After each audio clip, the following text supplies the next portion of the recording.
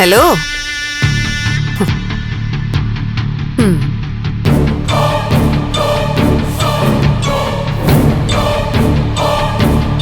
എന്താ ഇത്ര ക്രൂരമായിട്ട് നോക്കുന്നത്? ഒന്ന് ചിരിക്കടോ. പാവം, നല്ല വിഷമമുണ്ടല്ലേ? അതിരിക്കട്ടെ, ഇപ്പം എവിടെയാ താമസം? ചന്ദ്രോത്ത് വീട്ടിലേക്കുള്ള റോഡിലെ ഇടതുവശത്തുള്ള വലിയ ആൽമരത്തിന്റെ ചോട്ടില് അവിടെയാണോ? അതോ ആ കുട്ടപ്പന്റെ അടുത്തുള്ള വീട്ടിലെ ഷെഡിലാണോ? ഈ തെരുവിൽ കിടന്നുറങ്ങുമ്പോ പ്രത്യേക സുഖമുണ്ടല്ലേ? ഓ, എന്തായിരുന്നു വെല്ലുവിളിയും ശാപവും ഒക്കെ. എടി നോക്ക്, കളിക്കുമ്പോ നോക്കി കളിക്കണോന്ന് പറയില്ലേ? 1000 ദേവികയ്ക്ക് ആര തനൂജ. എന്തായാലും എന്റെ സഹോദരന്റെ ഭാര്യയല്ലേ, നല്ല ക്ഷീണിച്ചാ വരുന്നെന്ന് മനസ്സിലായി. വാ, നമുക്കൊരു ചായ കുടിക്കാം, അല്ലെങ്കിൽ ഒരു ജ്യൂസ്. ഞാൻ സ്പോൺസർ ചെയ്യാം. സ്പോൺസർഷിപ്പിന്റെ ആവശ്യം നിനക്കടി. ഇപ്പൊ തേവക്കാട്ടുകാരല്ലേ സ്പോൺസർ ചെയ്യുന്നത്. ഞാനേ മറ്റുള്ളവരെ പേടിപ്പിച്ചും കാല് പിടിച്ചും കാശുണ്ടാക്കി ജീവിക്കുന്നവളല്ല. അന്തസ്സുള്ള കുടുംബത്തിലാ ഞാൻ കഴിയുന്നേ. അത് അടിപൊളി. അന്തസ്സുള്ള കുടുംബം. ബാങ്കിൽ നിന്ന് ലോൺ എടുത്ത് തിരിച്ചടയ്ക്കാത്ത കുടുംബമാണ് അന്തസ്സുള്ള കുടുംബം.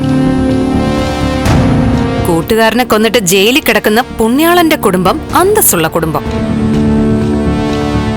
ഏതോ പെണ്ണിനെ പിഴപ്പിച്ചിട്ട് കൊച്ചുണ്ടാക്കി ഉത്തരവാദിത്തം കൂട്ടുകാരന്റെ മണ്ടയ്ക്ക് വെച്ചുകൊടുത്ത മഹാന്റെ കുടുംബമാണ് അന്തസ്സുള്ള കുടുംബം. അന്തസ്സിന്റെ അർത്ഥം നീ ഇതുവരെ പഠിച്ചിട്ടില്ലേ? അന്തസ്സിന്റെ അർത്ഥമേ ഞാൻ പറഞ്ഞുതരാം. നിനക്കില്ലാത്തത് എന്താണോ അതിന്റെ പേരാ അന്തസ്. പാവം, ആരാന്റെ വീട്ടിൽ ചെന്ന് അവരുടെ ഔദാര്യത്തിൽ കഴിഞ്ഞാലും വാചകടിക്ക് കുറവില്ല. നിന്റെ നാവാടി നിന്നെ ഈ അവസ്ഥയിൽ എത്തിച്ചത്. ഞാൻ ആദ്യം ചന്ദ്രോത്ത് വന്നപ്പോ തന്നെ എനിക്കത് മനസ്സിലായതാ.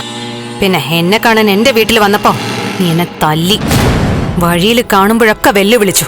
എല്ലാത്തിനും കൂടി പാട്ടവും പലിശയായിട്ട് ഞാൻ തീർത്ത് തന്നിട്ടുണ്ട്. നീ തന്നു. ഇനി ഞാനൊരു തിരിച്ചു തരലുണ്ട്. അത് നീ താങ്ങില്ല തനുജ.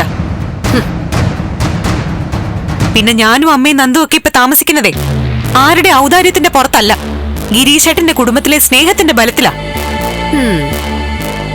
പിന്നെ സ്നേഹം, കരുണ, ദയ ഇങ്ങനെയുള്ള വാക്കുകളെ നിനക്ക് മനസ്സിലാക്കാൻ ബുദ്ധിമുട്ടുള്ളതുകൊണ്ട് ഔദാര്യം എന്ന് തന്നെ നീ പറഞ്ഞു. കുഴപ്പമില്ല. നീ ഇപ്പൊ കഴിയുന്നില്ലേ വീട്? അവിടുന്നും നീയും നിന്റെ കൂട്ടഭയാർത്ഥികളും പുറത്താവും. ഞാൻ പുറത്താക്കോടി. ഞാനെന്ന് ഉദ്ദേശിക്കുന്നത് ആ ത്യാഗരാജനെയും ചേർത്താണോ?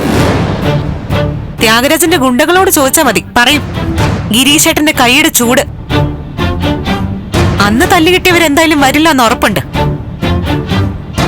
അവരുടെയൊക്കെ പരിക്ക് ഭേദമാവാനേ ഇനിയും വേണം കുറെ കാലം. എടി തനുജെ, കുറച്ചു പേരെ എല്ലാ കാലവും പറ്റിക്കാം, എല്ലാവരെയും കുറച്ചു കാലവും പറ്റിക്കാം. പക്ഷെ എല്ലാവരെയും എല്ലാ കാലവും പറ്റിക്കാൻ പറ്റില്ല. നിന്റെ തനിനിറം വൈകാതെ ലോകം കാണും. എന്റെ തനിനിറം ആദ്യം കാണാൻ പോകുന്നത് നീയാ. ഇതുവരെ കണ്ട നിറമല്ല ഇനി കാണുന്നത്. അതറിയാം. ഓന്തിനെ പോലെ നിറം മാറുന്നവളാ നീയെന്ന് എനിക്ക് വ്യക്തമായിട്ട് അറിയാം.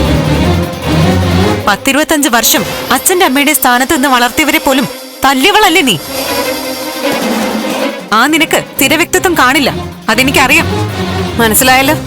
അമ്മയുടെയും അച്ഛന്റെയും സ്ഥാനത്ത് നിന്നവരെ പോലും തല്ലിയവൾക്ക് നിന്നെയൊന്നും തീരെ പേടിക്കേണ്ട കാര്യമില്ല. സ്ഥലം വിട്. പിന്നൊരു കാര്യം, വൈകാതെ ചന്ദ്രോത്ത് ലേലം നടക്കും.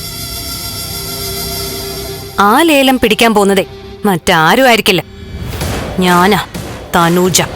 നടക്കില്ല. ചന്ദ്രോത്തെ സത്യമുള്ള വീടാ.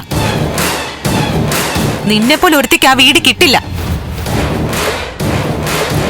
അന്ന് ഞാൻ ചെയ്തില്ലേ ശപഥം, ആ ശപഥം ഞാൻ നിറവേറ്റും. ചന്ദ്രോത്ത് തിരിച്ചു പിടിക്കും. ആ ചന്ദ്രോത്തിന്റെ ഫോട്ടോ എടുത്തേ തല തിരിച്ചു പിടിക്കേ. അങ്ങനെ നീ അത് തിരിച്ചു പിടിക്കാൻ പോകുന്നുള്ളൂ. അല്ലെങ്കിൽ പിന്നെ സ്വപ്നത്തില്. ഇതില് രണ്ടിലും അല്ലാതെ നിനക്കിനി ചന്ദ്രോത്ത് എത്തിപ്പെടാൻ പറ്റില്ല. പിന്നെ വലിഞ്ഞു കയറി വരാന്നൊക്കെ ചിന്തിച്ചാ കാല് ഞാൻ വെട്ടും. നീ കാലല്ലേ വെട്ടു, ഞാൻ നിന്റെ തല എടുക്കാൻ പോകുന്നേ.